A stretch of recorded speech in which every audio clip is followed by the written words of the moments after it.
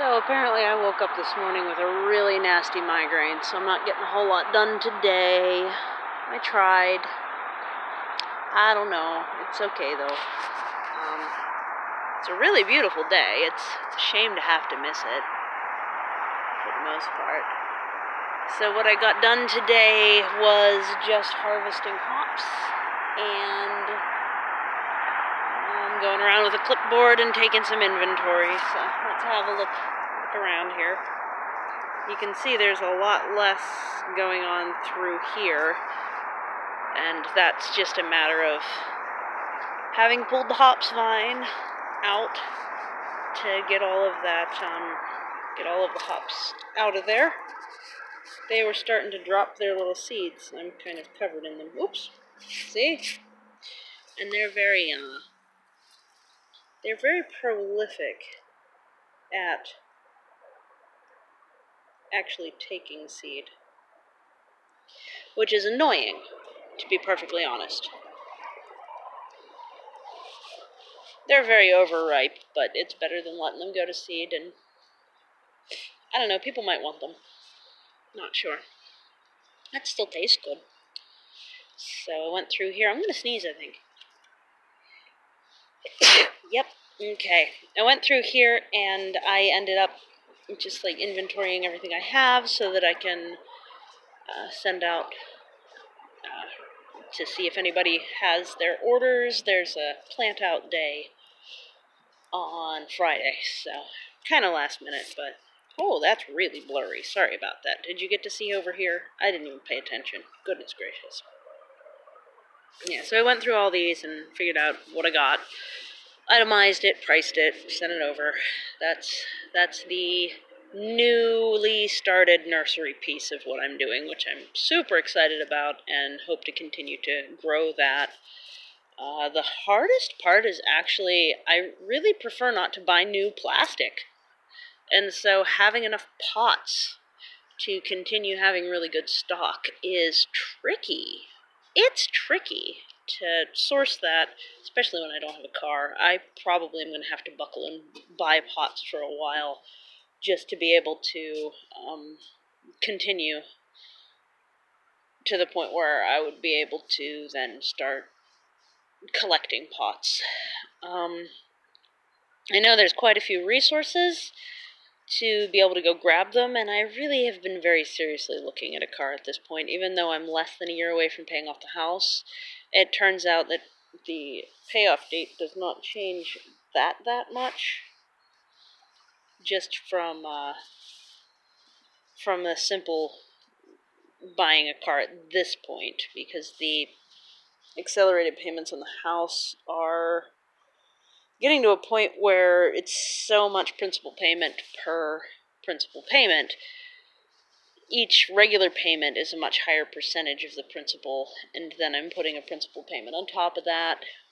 It's not going to be more than a year and a half, even if I do get a car, so that's probably something I'm going to do, because I'm getting really, really, really frustrated with not having a vehicle, and the things that I'd like to do that I just can't do, and everything is so far away.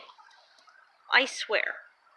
It takes like 2.5 hours just to get to Penn Hills, which is 15 minutes that way. Those are my frustrations, alas. In here I've got Saskatoons from an autumn blaze that is tall and in Oakland, so I'm hoping those will seed. Then I still am not, I think I need to do some pot and pot inside a fenced area at this point, because the Saskatoons are having a hard time with deer browse, which makes sense. I have several plants that the deers just freaking love, and that'll drive you crazy if you're trying to have them not love them. Whew. Yeah, so in here, we're starting to see the fact, and did I mention it? We also, last night and the night before, dipped below freezing a couple of times. So we're seeing the evidence of that on a lot of the plants. You'll remember that these leaves were green. So the flowers and the stalks are still fine, but the leaves have gone. on the amaranth. And the tomatoes, I'm gonna actually pull this one and put them. See, they got froze and they got all squishy, so it's too late. Then they just kind of like hang out like this if you let them, but they got all frozen and squishy. The stalks are still fine. So if it were to get warm again, it would just re-sprout leaves, but eventually this is instead going to just freeze the whole way to the ground, because they are tender perennials. The tomatoes definitely, in a warmer climate that doesn't have freezes at all, they live a really long time, but up here, you can see the asparagus took on a bit of a yellow tinge. A lot of my rhubarb has leaf wilt. I have to get through and pick all my peppers, because the ones that are still in there are just going to rot if I don't. And this plot actually still looks about the same. This rutabaga in there. Really hoping that'll go to seed. And you can see the color that a American hazelnut takes in the fall. This is actually really cute. Sorry, we're not looking at my porch there, but this is my... Look at that. That's really pretty. I hope they all have nice color like that. Whereas the smoke type of Saskatoon just drops its leaves really early and ends up being these sticks for most of the fall. There's a difference when you have an autumn blaze Saskatoon, which is another variety that the leaves get really, really bright orange. But these ones, they drop the leaves and just go twiggy really, really early on. So, that's actually how I was able to identify what type I had. Some of the ferns have gone brown. That's this. The bean plants, the bean plants definitely froze through. I thought they might last a little better, but I think that these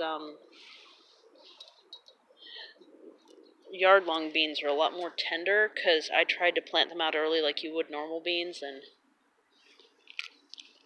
Oh, the frozen ones still taste pretty good. They're a weird texture, though. I think they're a lot more tender, because I actually had to plant them late, like they were sunflower seeds or something. So they all died. The peas did just fine, but the beans died. And you can see the hardy kiwi is starting to go dormant too. It's lost a lot of its leaves, but not all of them. Those peppers look so sad. They're just like droopy.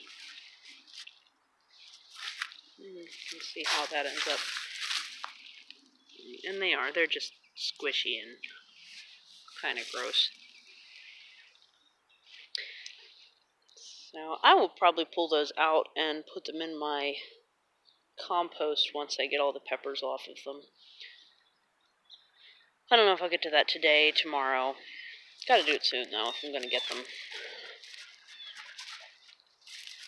But I'm really not feeling well today, so I don't know what to do about that. You can also see that the thing that happens next with the Joe Pye, which is another native. This is hollow stem Joe Pye. It gets about 8 to 10 foot tall. And then the stalk still has a bit of life in it. The stalks will stand all winter. However, they do snap off at a certain point, because they die the whole way back to the ground. And I leave them up for interest and for the fact that this plant is the only plant that supports our native of the praying mantis, and those are really, really rare, because the ones you see around are actually Chinese praying mantis. So the Joe Pye is a very good plant for critters, so I leave it up. I've also seen for these ones that I cut, they died back earlier, and then I noticed that sometimes there's little arachnid wasps and stuff that are flying in and making little winter nests. So I don't want to mess with it until it's solidly spring and it's sprouting up new growth underneath. You can also see there's a lot of asters cohabitating with it. So this is just one big bundle of just natives right here. it won't let anything else grow. This plant is so dense. It's so dry underneath it. It sucks up so much water that a daylily went dormant midsummer underneath it. I had to dig it out because it was dying. That's this plant. So that's how a daylily responds to winter. It starts to go all brown on that. And these are really squishy now that they've experienced, like, see? But that's okay, because this particular variety of tomato, yeah, these are really squishy too, like, they're just jelly inside. That's how the frost does it. This particular variety of tomato came up, it's my variety of seeds. It happened here. I think it was a cross between, like, these type of sun gold yellows and a sweet 1000 that I had planted one year. And it reseeds like crazy. I never have to worry about whether it'll come back up the next year or not. It always does, and it's everywhere. So that is a self-reseeding variety of tomato that if I just let it go, it's still coming back next year. I don't feel like I've wasted a whole lot. The sunchoke also pretty well finished off with that frost. So yeah, the leaves have all gone fully dormant after being frozen, except for just like a couple that are sort of alive there. And the echinacea is pretty well done anyway, but you can see the petals got scorched by the freeze as well. So that's how that's going. Because it was a big wind and rainstorm that brought it in, you can see I've got some fresh water here in the sump pump divertment. Not a whole lot, though. This is probably going to be full, then drain, then full, then drain, then full, then drain a lot. And the ajuga actually did great, which is good. I'm very glad about that. I was worried I wouldn't get it into the soil soon enough, but it's settling in just fine. And the weeds did really well, too. I've got to do something about that. It's all good. Oh.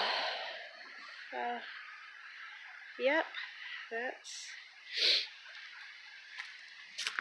that's the whole garden here. It seems to be doing quite well. And, you know, fall's arriving. It won't be winter for quite a while longer. Little things like these.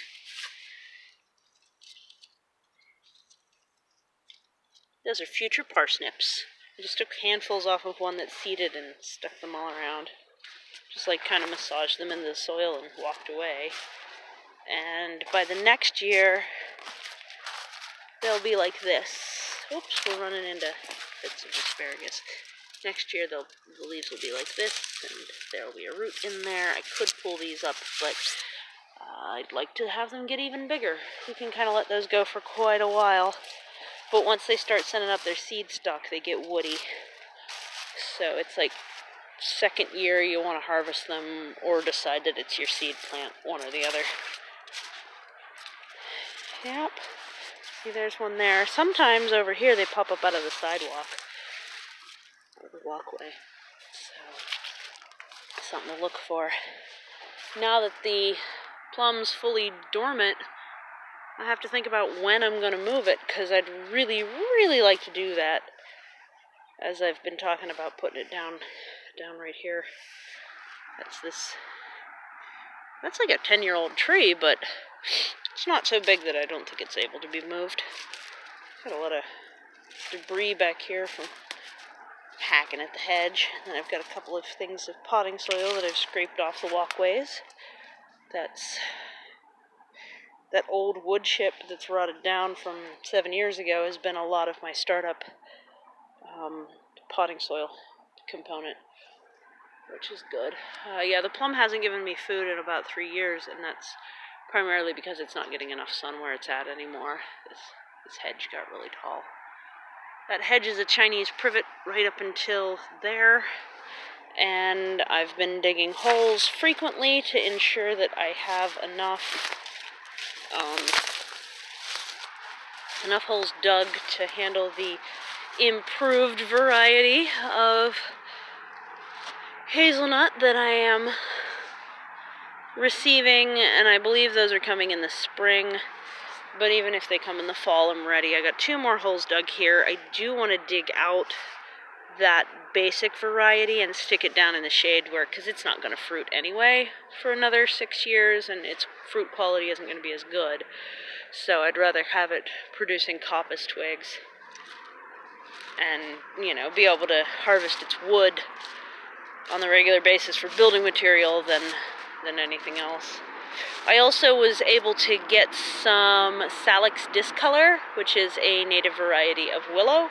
Just cuttings, but willow supposedly takes from cuttings pretty easily. I have some of them soaking in water, and I put the bigger ones already into the soil down the hill on the cliff. So, headache and all, that's how my day's going. And I hope your day's going okay too. I'll be just trying not to feel terrible. Next weekend I might be a little short on videos too. My brother's getting married. I expect to be really busy. We'll see how it goes. There's, you know, family in town. Not all of them are people I get along with, but we'll make do. We're very happy for him. He's been with Kat for quite a while, so it'll be good. It'll be good to see those two tie the knot, as it were. Alright, I'm not gonna bother going down there right now. Nothing's really changed except I stuck some sticks in the dirt. That's it. So, have a good one. Bye.